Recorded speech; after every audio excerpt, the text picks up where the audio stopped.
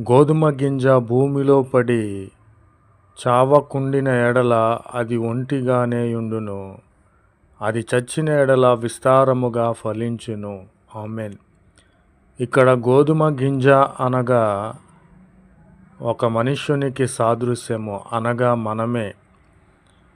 మనము దేవునిలో చావకపోతే, మనము దేవునిలో విత్తబడి ఉన్నాము కాబట్టి దేవునిలో మనము చనిపోవాలి. నా ప్రియమైన సహోదరి సహోదరులారా, నీవు దేవునిలో ఉన్నావని చెప్పుకొనిచున్నావే, నీవు చనిపోయి ఉన్నావా? ఎలాంటి పరిస్థితుల్లో మనము చనిపోవాలి? ఏ విషయంలో మనము చనిపోవాలి? ప్రభునామమునకు స్తోత్రములు కలుగునుగాక. మనము పాపము విషయంలో చనిపోవాలి. లోక ఆశల విషయమై